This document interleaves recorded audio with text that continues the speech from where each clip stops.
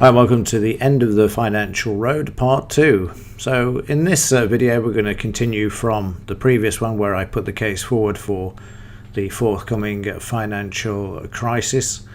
And just before we start, I would also like to point out that everything in this video is based upon my own research, and it is presented as educational for those of you who are actually viewing this. This is what I'm doing, but it is certainly not a recommendation. As I always say to people, do your own research, double check the facts before you even consider doing anything, and then take your own opinion and judgment in applying it to how you interpret the information, and also invest with that information as well. That's what I do. I don't take anything for granted. Continue to do the research, look at the facts, look at the figures, and then come to hopefully a objective view about where to invest, and so on and so forth. So just so that you are aware of that, it is important that you do your own research and back up the facts as well.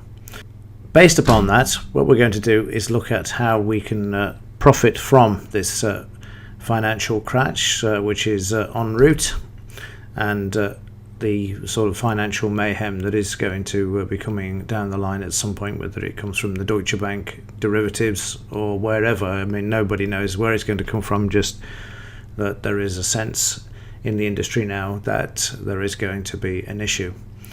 So based upon the research, what I have discovered, it would be good and wise and prudent to become your own central bank. Number one, that's the first thing to take or to look at, and the steps to take.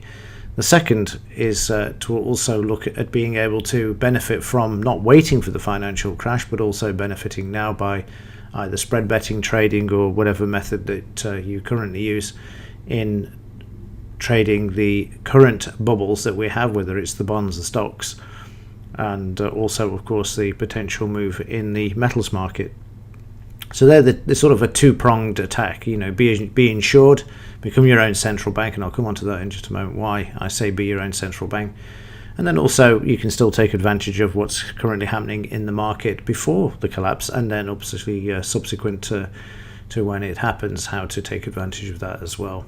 Like I say, this video is just an overview really of what I am currently doing, and you know, just some thoughts and ideas for you.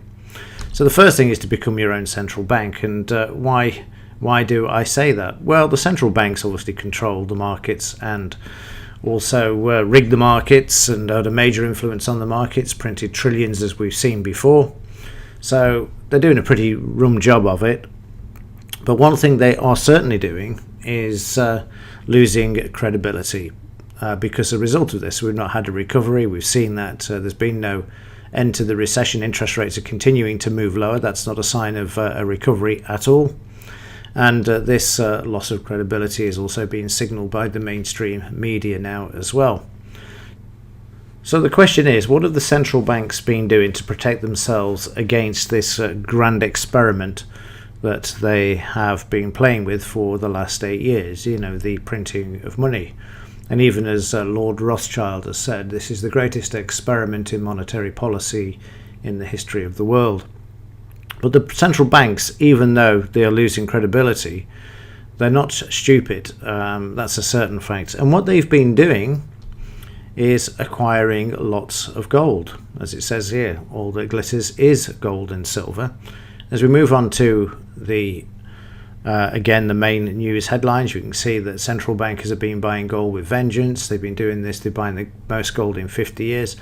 Saw all of these headlines, wanted to check it out, and then got this from the World Gold Council report for 2015. The 2016 report isn't out as I'm recording this. But you can see in this graphic that central banks have been buying gold in order to hedge their position based upon that the QE, 1, doesn't work, 2, it fails miserably, and 3, collapses the whole system. So the central banks come up smelling of roses. So there's the first clue really, and begs the question of, well, shouldn't we be doing the same? And the answer to that is, of course we should. So during the last 8 or 9 years, as well, sorry, it's not 9, 8 years, we've seen central banks buying more gold than they've ever done since the 1960s. We've also seen a rapid rise in the gold price during the 2008 to 2011 when they were printing the first round of QE money. And they did this for a reason, and that was because the price of gold actually increased based upon the fact that all of the money that was printed would actually be inflationary, and there would be massive inflation, which in fact they never got and they're desperate for. So the price of gold shot up, the inflation didn't come, and the price was actually slammed back down. Of course, in assisting with manipulating the price, moving the price lower, because if the central banks are buying more gold and silver since the 1960s, and have been, as you've seen from the World Council, the World Gold Council there, then it's handy if you have a few to assist you with manipulating the price down. And I've said for years that the price was manipulated. It didn't make any sense whatsoever that it was sold off in 2011 all the way down to where it found a bottom in January of this year. And then during this year, in September and also I think it was August, Deutsche Bank were found to have manipulated the price of gold and silver, no surprise there, along with Scotiabank, HSBC, and one or two others as well.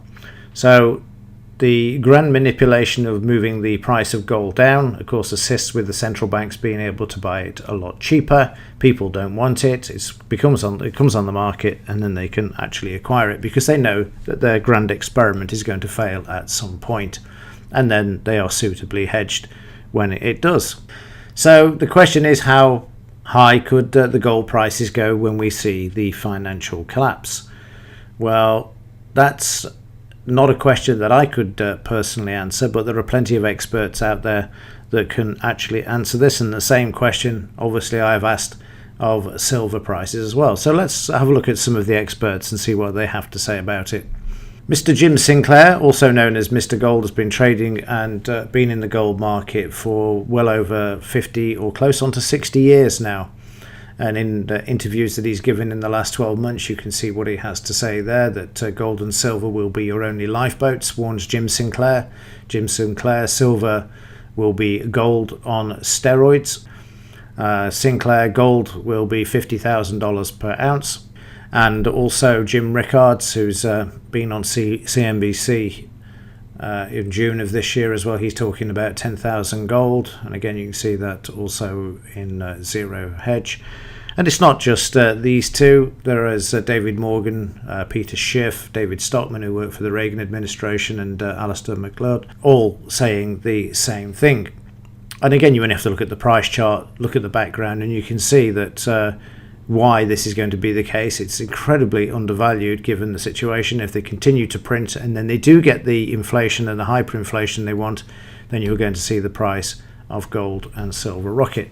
And as any financial advisor will tell you, if you want any sort of protection against inflation and against your future investments, especially when you've got bubbles in the stock market and bond markets, then when they actually burst, of course, everybody will move and switch to the gold and silver, and that hedges any potential losses or small gains that you would get in the other bubbles. So it's something that's been done throughout history, that a lot of the wealthy people in the world will own a certain amount of gold and silver to hedge against their investments. It's not rocket science. It makes perfect sense there. And this is something I've been doing since 1993. This is an old statement when I traded with a brokerage company in California called Opportunities and Options, and you can see from this that I was buying silver way back then when it was about $4 to $5 an ounce. So ridden a couple of the big waves in the silver market, and I'm positioned also again this time in order to do so, but slightly different this time. In 1993 I was buying options in the silver markets, further out options, and then obviously taking just the premiums, but this time slightly different because I've taken advantage of actually acquiring some physical metals as well.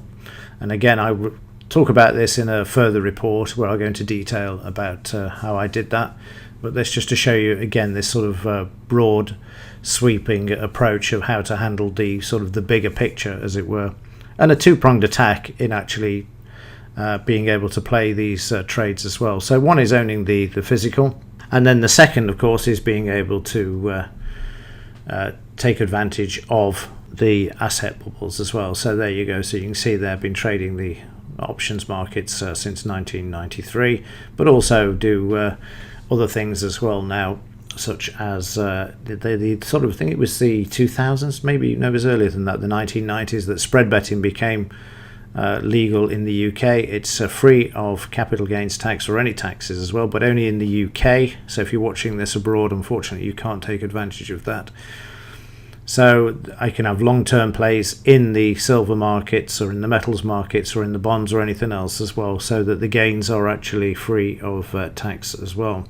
So all bubbles eventually burst, and as I said in the beginning of this video, we don't actually have to wait for the bubbles to burst to take advantage, because we have the facility to ride the current bubbles to the upside, as in the stock markets and the bond markets as well. And then of course, I would say we can also play the silver markets and the metals markets as well, not just in the owning the physical, but also in taking bets in the direction that they are likely to move. And for me, fortunately, I've been able to develop software that allows me to do this, whether it's in the currency markets, metals markets, or whatever, where the sort of manipulation that we see in the markets is highlighted automatically as well. But the video isn't about my software, it's about letting you know that this is the sort of approach that you can take and look at in order to take advantage of the forthcoming financial mayhem and potential crisis, of course, as you'll see from the first video that presents the facts of what is stacking up and waiting to unfold. So really, that's about it for this video. There's not a lot more to say. I will be doing more in these videos and showing other ways to actually protect yourself, so keep coming back. Also make sure that you subscribe, share, like, and all the usual stuff with YouTube videos as well, and get the message out there that it's important to not only see what's coming, but then take some sort of measures to be aware of what you could potentially do. And like I said again at the outset, this is not a recommendation, but just showing you how from the early 1990s, having been in the markets and analysed and traded them on a daily basis, the other options that are available to take advantage of these unique situations. And I mean, certainly unique because we've never had QE on the level we've ever had in history. And just to remind you, as Rothschild said, this is a gigantic experiment in monetary policy, which unfortunately I do believe, and it's not just me, but a lot of the other experts out there as well, who can see that there is the potential for a major catastrophe en route, which I don't particularly want, and neither does anybody else. But what's important is that you put yourself in a position to be hedged against it or take advantage of it. It's as simple as that. Right, that's it for this one, and look forward to comments, and say make sure that you like it, thumbs up, all that sort of stuff, and share and subscribe, and I will see you in the next one. Thanks for watching.